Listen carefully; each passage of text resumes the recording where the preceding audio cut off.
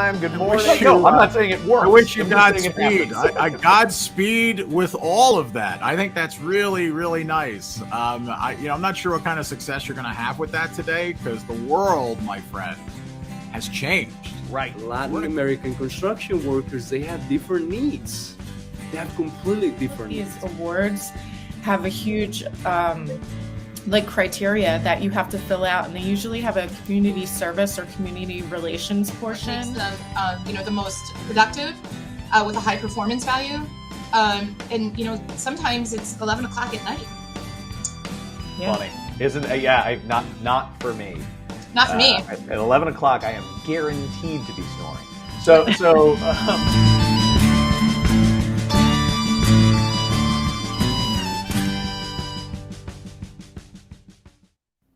It's morning huddle time, and we're having technical difficulties. We're live. Good morning. It's a part of the live experience. Embrace it. Own it. I apologize to our audience for anything that is annoying or glitchy, but I'm on location today with a client and operating in their conference room on a guest network that I hope is going to hold up. George, you're on location too.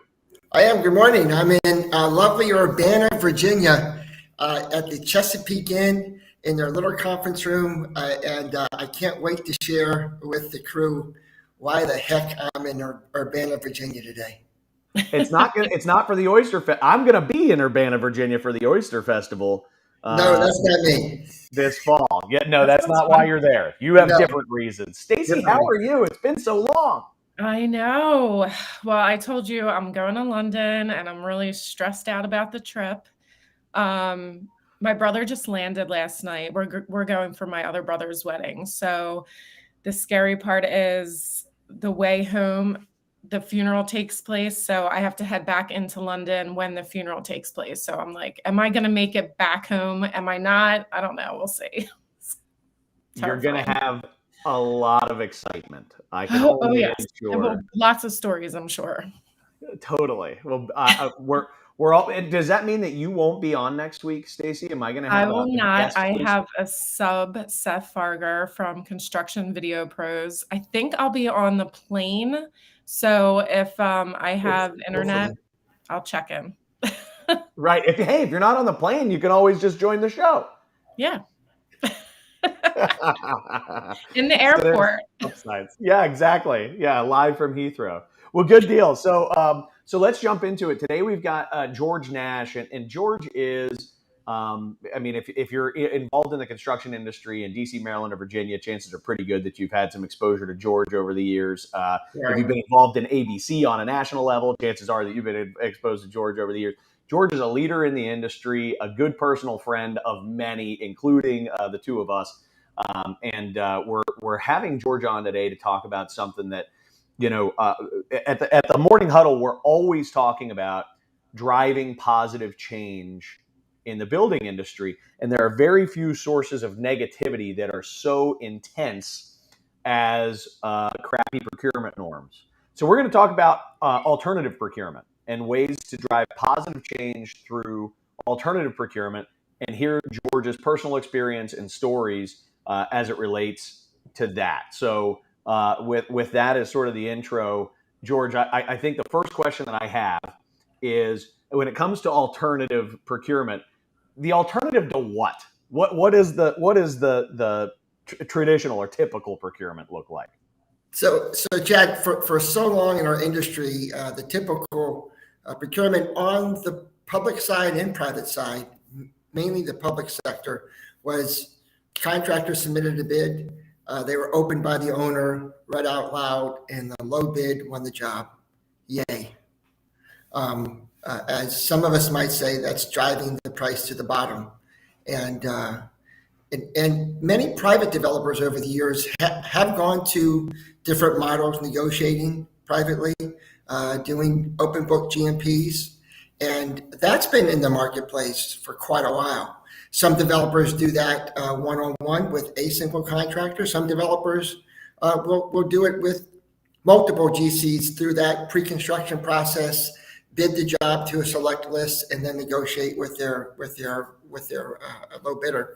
It's really been I'm not sure what the time frame has been, but maybe the last 10, 15 years where we've seen the public sector start to shift away from their rock bottom design bid build process and go to these alternative procurements, and that could be design bid design build, that could be CM at risk, that could be CM agency. There are different models that different government entities use throughout, and Virginia created a law. I should know this, but it's probably been on the books for 20 years, 15, 20 years, that allows on the public sector to go to these alternative procurements. And Chad froze up on us, Stacy. Oh, did he? Did he? And Okay. he looks so good. So there he is. He's back. There he is. A bit. And, I'm like watching it happen. It's the most painful experience when you're freezing and you can see it. You're like, hey, I'm glad it's you, not me for once. And the reason I'm so excited about today, right, why I'm in Urbana, Virginia, is that right across the river in the lower northern neck, our branch builds team has a 3-day kickoff with our design team, with an owner and their stakeholders for 3 days to start a process on a design build project. And I know we'll get into this a little bit later, but to me, there's nothing more exciting in the very beginning, this before a drawing has been made, to sit down with the owner and their stakeholders and find out what's their schedule, what's their budget, what are their needs. And really, you start with what are their needs and you work to their budget and their schedule. So really, really interesting that we're talking about alternative procurement, and I'm going across the river here shortly to kick off our 3 days. So you've given some great examples of what alternative procurement looks like. Share some examples of the good, bad, and the ugly of your personal experience in alternative procurement. So I've had a project that had almost all of it. Right at the very beginning of the kickoff, similar to what I'm going to today, the director for the owner sat us all down and told us if we had not read Stephen Covey's Speed of Trust, we should, because this relationship's all about trust. We all have to be on the same page. We all have to be devoted to the end goal. We all have to figure out problems together as a team. A&E had a contract with the owner. It was a CM at risk project. We had a contract with the owner, and the owner had a fairly sizable team involved as well. And it was the first couple of months. It was incredible. It was the team bought in. We were solving problems left and right. We started every meeting with what's our goals, the budget, the number of students, and the schedule. Right? These were all fixed. And we reminded ourselves that was our goal. That was our big target. And I don't know, about 5 months into that process, the director who had us all read Speed of Trust wasn't at a meeting, and a problem came up, and it was a pretty big problem. And the owner's team and the A&E looked at Branch and said, "How are you going to fix this?" I'm like, well, that's not a really good team building exercise. And it was it was an uncomfortable moment for us. We got to the meeting. The next day, the director called me. I was on the road, and he said, "George, I understand you guys had a not so good meeting yesterday." And I said, "Yeah, we did. And frankly, I'm really disappointed in the team." And he said, "Before you say anything else," he goes, "so am I." He goes, "Don't worry, we're going to regroup. We're going to get through this issue as a team, like we said we're going to." So we had the really good, it got bad and ugly, and then it got really good again. So, and yes, we did. And we did get through the issue. And to me, that's really what this alternative procurement process allows you to do. It requires, and I think what I pull away from that story so much is that it requires project leadership. It requires project leadership on the owner side, probably so importantly. So talk about for me, what does an owner have to want and have to value in order to not do things in some version of the old-fashioned way?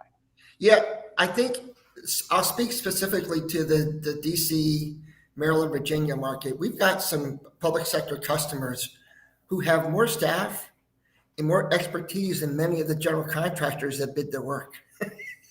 So they don't need our expertise. If you start to go out in some of the more urban areas, the counties and the programs are smaller, and when they have a project, they don't have all this expertise in their team, right? They really need a contractor and their trade partners to come in the very beginning when with the A&E. Again, it could be CM at risk, it could be design build. The different models could apply, but what they really need is a true partner, and to get them through to help them track their soft cost, right? Because they do a project every 5 years.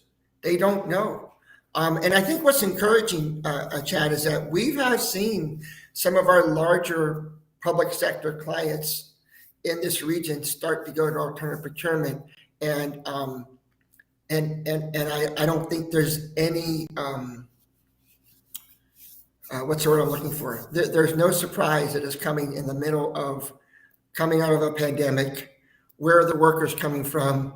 And I can't get steel joists and generators for 12 months. Yeah, there are a confluence of events right now that owners, I think, are realizing that they need to lean on their partners more so than ever before. And I'm hearing what you're saying is that if you're an owner and you think you've got it all buttoned up, like you can handle the whole thing, you just really need somebody to build the damn thing. Yeah. Maybe your tendency, and it may be correct, is to say, we'll bid it, we'll scope it, we're going to figure it right. We're just going to figure out who the most qualified low bid is, because we as owners are capable ourselves of qualifying that. But I would argue that owners who are creating that the majority of open book GMP negotiated jobs, that are happening between owners and general contractors, that is a version of alternative procurement. But then the bidding exercise that the general contractor is often then forced to do with the subcontracting community, that's pretty traditional. At that point, it's sort of low bid. At that point, how do you square this if you're a I know your experience is as a general contractor, George, right? But for the subcontracting community that's operating in this open book GMP environment, which I think is extremely common in the commercial sector.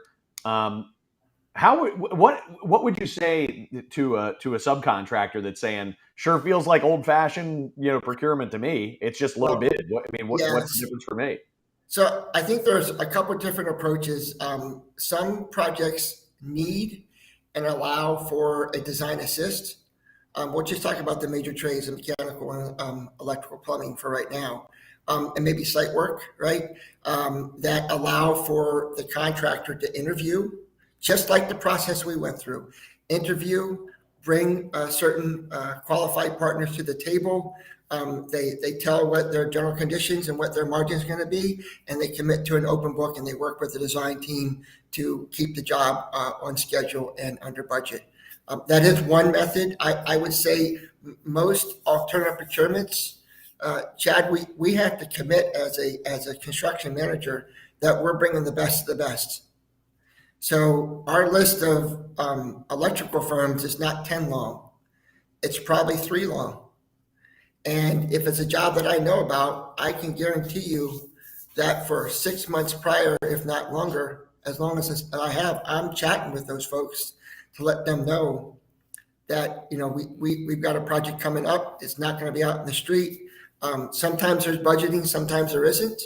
And I really think that is the difference, because at the end of the quote bidding process. So first off, we develop a scope of work and a schedule, site logistics. They have all that information that you don't have on a lump sum low bid job, and they're allowed to. They bid it. There may be some alternates in value engineering. They come in for an interview. So we're making sure that the scope is correct, the schedule is right, their safety is correct, their quality is correct, and we're teeing all that up to ensure that we have, so that in that model, the trade partners have the opportunity to win a project when you're not necessarily sometimes a little bit. Right. And what I think I'm hearing you say is, that yes, it's still competitive. Yes, price is still a factor, but you're being interviewed. First off, your general contractor is bringing in a select group, so you can rest assured that you're going to be up against light competition. And then second off, once that has occurred, there's going to be more consideration than just your price as a part of the evaluative process. To me, I'll just say what I always tell my subcontractor clients is, it all goes down to the general contractor's ability to sell value to their owner, so that they have the credibility to sit across from their owner and say, these are the right teams, this is the right people in each trade.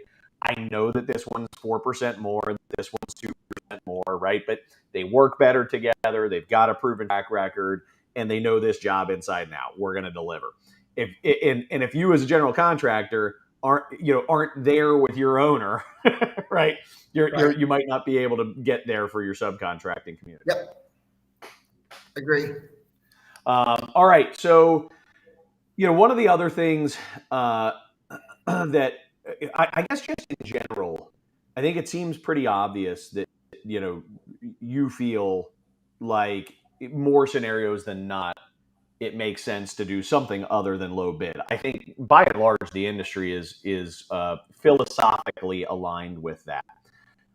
What keeps the industry from taking the next step and not just being like bought in conceptually to the idea that, right, low bid is probably not the best idea, right? What keeps them from actually taking the leap and doing it differently? Unfortunately, the words, that's the way we've always done it. And I think that's one problem. That's a paradigm that has to be broken. Some public sectors don't have the ability to go to an alternative procurement. So that's, there's a legal or law aspect to that. And again, going to the model of the end users who have 6 project managers on their staff who have scheduled and phased and done everything that's needed that we would do as an added value.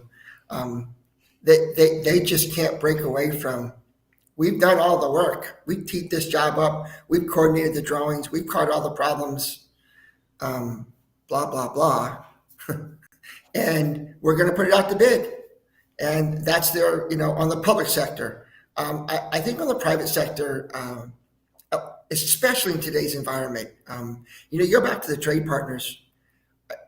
Today's environment, there's so much risk out there with availability of manpower and availability of materials and price escalation that we're all dealing with. To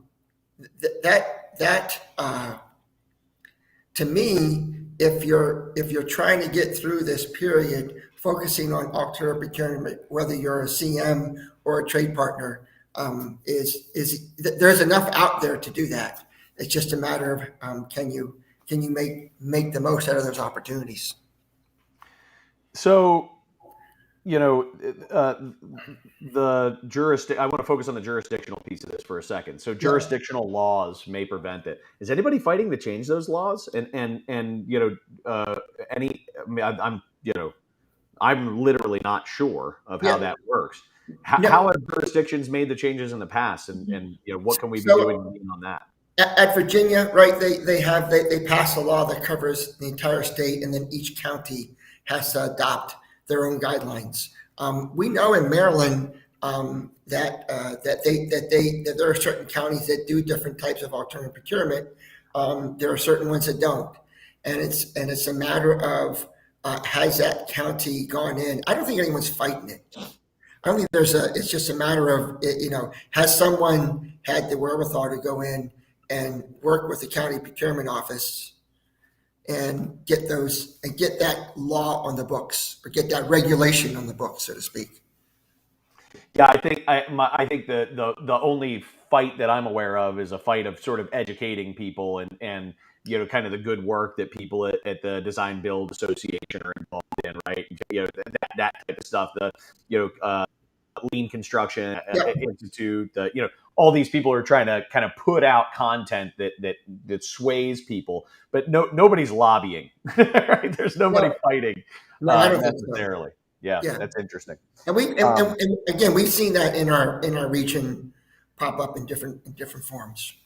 And at the end of the day, why particularly on the private sector, the developers that have that kind of firepower, that kind of staff, why aren't they just GC in their own work? What do you see in there? What's your feed? What's your feel there? Because they're not stupid. I had to put that one on a tee. I'm sorry. I mean, taking the joke out of it, why wouldn't they?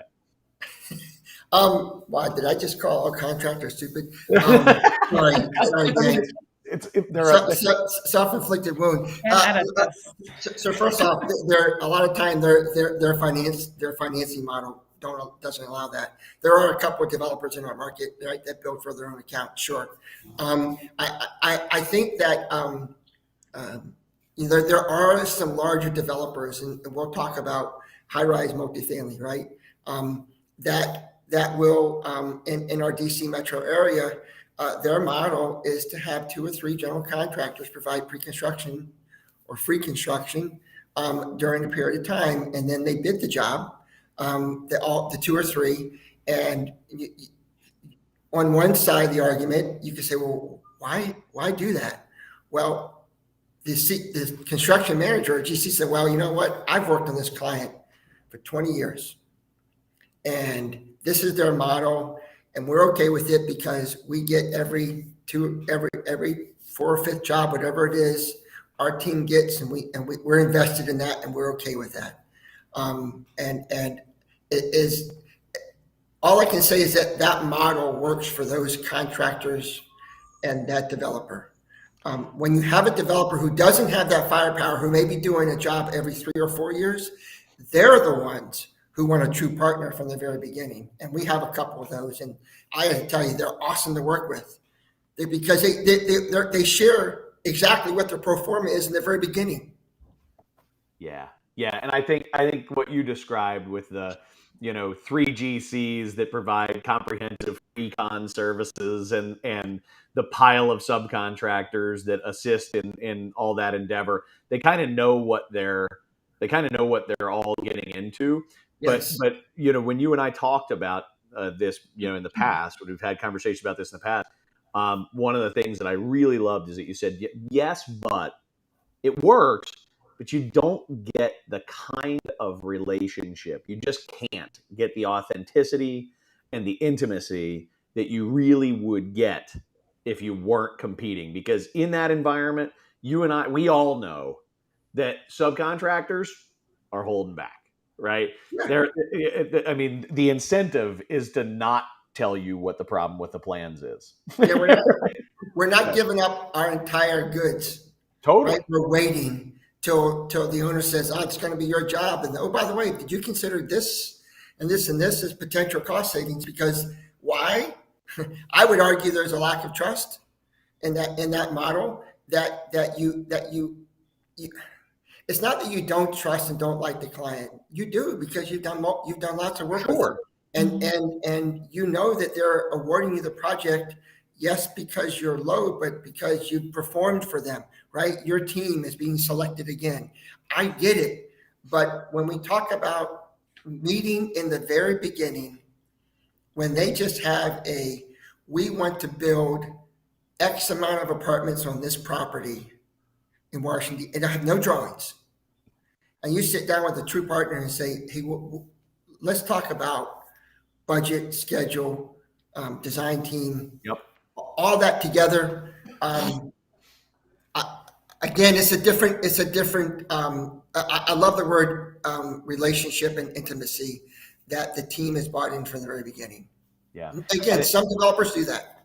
You have to have the earlier that you award somebody the project, the earlier that you tell somebody you're in, you don't have to worry about not winning the work or your efforts being not rewarded, right?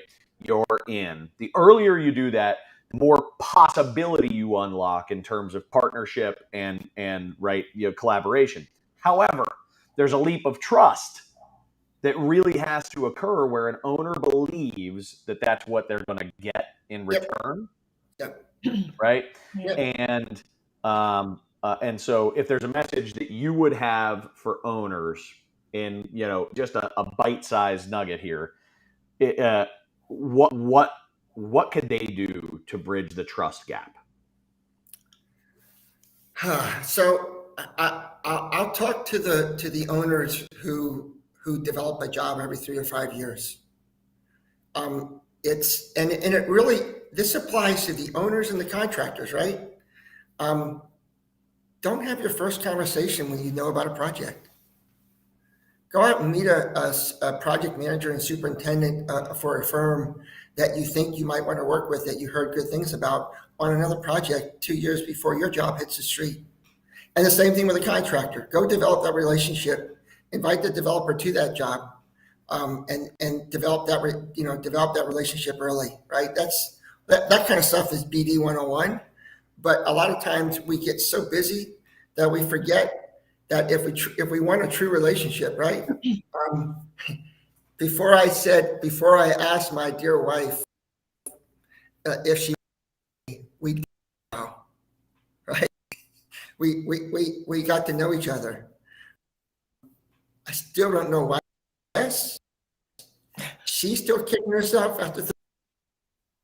But it's the same model. Know each other. We have to understand what does this contractor have. From a contractor perspective, we need to understand what the developer is all about. Yeah. Okay, I think we're glitching up a little bit. It's back, I think.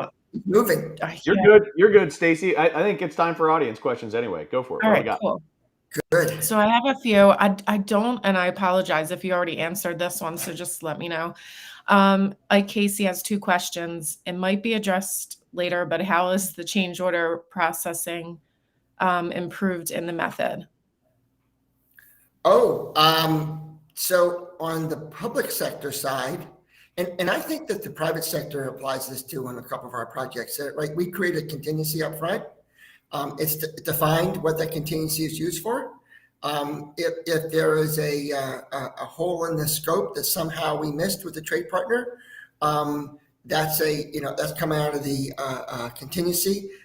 If the A&E if the A&E had a couple of doors that were supposed to be right-handed swing, but they designed as left-handed swing, and we didn't catch it early enough, that those kind of items are funded out of a contingency. Usually, there are not scope adds by an owner. I say usually because I said in the very beginning, you define the scope, the budget, and the schedule, and once you move forward with that final GMP, you know what you're delivering. Once in a while, an issue will come up, but again, it's all open book, and you've developed a level of trust with that client, and they have some funds set aside to address that if they want to add something. Usually they don't. Okay, great. His second question was, are the finishing contractors involved in this process like the major subs are, or are they left out as is the normal case?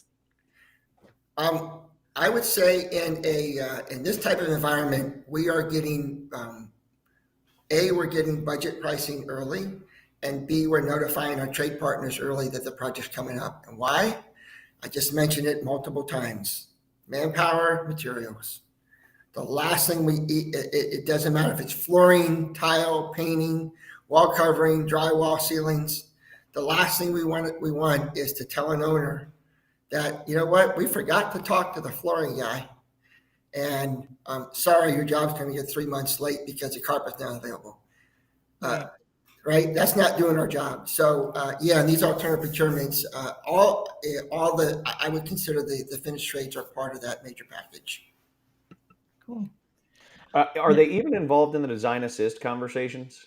I Um, mean, I guess insofar as they're informing on materials availability and saying, look, you might want to consider something else. Yeah, typically not. Sometimes, if an owner's trying to decide on a certain type of floor finish, we might take them to another project.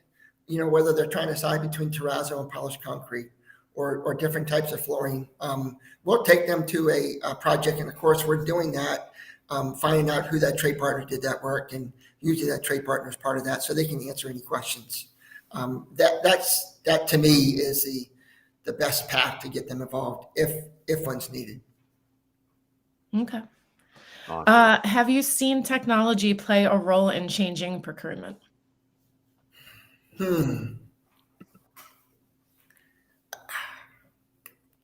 I don't know. I think some of the methods, right? The lean, we talked about it earlier, a branch we call it team centered planning.